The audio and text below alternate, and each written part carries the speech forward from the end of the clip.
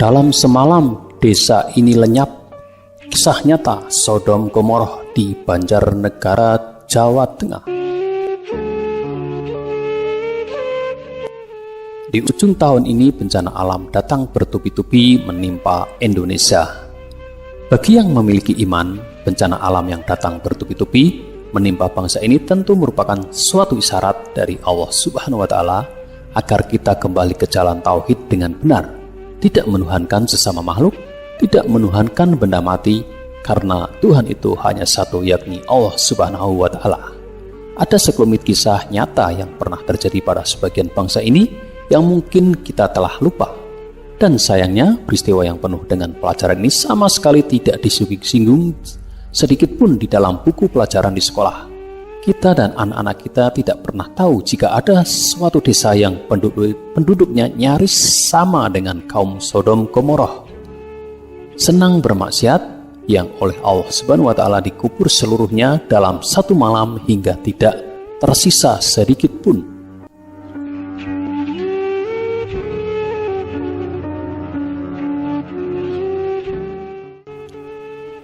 Satu desa bersama seluruh penduduknya lenyap dalam satu malam, tertutup puncak sebuah gunung yang berada agak jauh dari lokasi desa itu. Siapa yang mampu memindahkan puncak gunung itu ke suatu tempat untuk mengubur satu desa kecuali Allah yang Maha Kuasa? Inilah kisah tentang Dukuh Legetang yang masuk dalam wilayah Banjarnegara, Jawa Tengah. Kejadiannya di tahun 1955.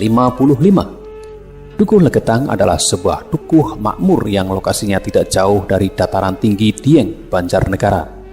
Sekitar 2 km di sebelah utaranya, penduduknya cukup makmur dan kebanyakan para petani yang cukup sukses. Mereka bertani sayuran, kentang, wortel, kobis, dan sebagainya. Berbagai kesuksesan duniawi yang berhubungan dengan pertanian menghiasi Dukuh Legetang. Misalnya apabila di daerah lain tidak panen tetapi mereka panen berlimpah, kualitas buah dan sayur yang dihasilkan juga lebih baik dari desa lainnya.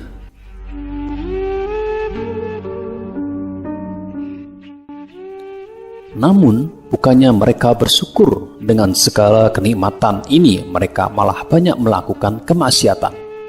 Barangkali ini yang dinamakan istidraj atau disesatkan Allah dengan cara diberi rizki yang banyak, namun orang tersebut akhirnya makin tenggelam dalam kesesatan. Masyarakat Dukuh Legetang umumnya ahli maksiat.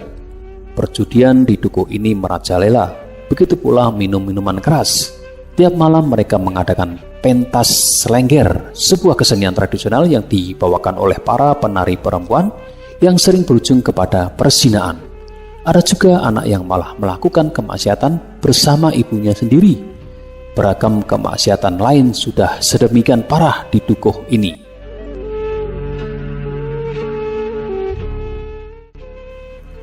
Pada suatu malam, yaitu pada tanggal 17 April 1955, turun hujan yang amat lebat di dukuh itu. Tapi masyarakat Dukuh Legetang masih saja tenggelam dalam kemaksiatan. Berulah pada tengah malam hujan reda, tiba-tiba terdengar suara keras seperti sebuah bom besar dijatuhkan di sana, atau seperti suara benda yang teramat berat jatuh. Suara itu terdengar sampai ke desa-desa tetangganya. Namun malam itu tidak ada satupun yang berani keluar karena selain suasana teramat gelap, jalan pun sangat licin. Pada pagi harinya, masyarakat yang ada di sekitar Dukuh Legetang yang penasaran dengan suara yang amat keras itu barulah keluar rumah dan ingin memeriksa bunyi apakah itu yang terdengar amat memekakan telinga tadi malam. Mereka sangat kaget ketika di kejauhan terlihat puncak gunung pengamun-amun sudah terbelah atau rompal. Dan mereka lebih kaget, bukan kepalang, ketika melihat Dukuh Legetang sudah tertimbun tanah dari irisan puncak gunung tersebut. Bukan saja tertimbun, tapi sudah berubah menjadi sebuah bukit dengan mengubur seluruh dukuh beserta warganya. Dukuh Legetang yang tadinya berupa lembah kini sudah menjadi sebuah gundukan tanah baru menyerupai bukit. Seluruh penduduknya meninggal, gegerlah kawasan Dieng.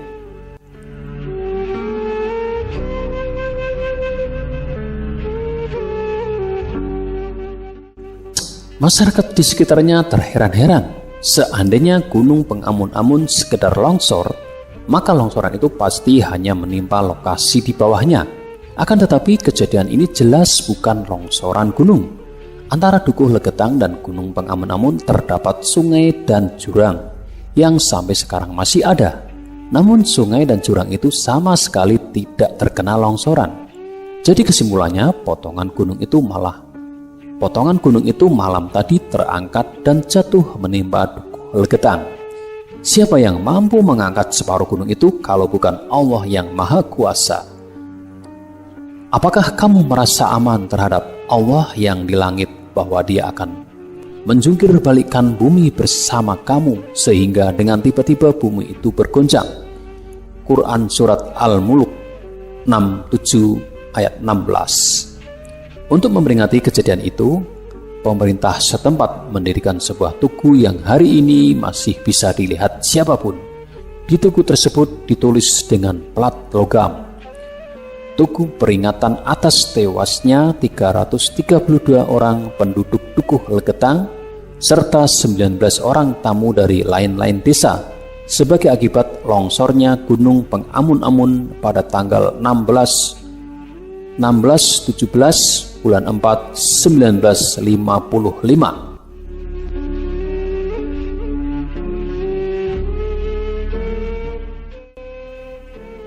Sungguh kisah tenggelamnya Dukuh Legetang ini menjadi peringatan bagi kita semua bahwa azab Allah Subhanahu wa Ta'ala yang seketika itu tak hanya terjadi di masa lampau, di masa para nabi, tetapi azab itu pun bisa menimpa kita di zaman ini.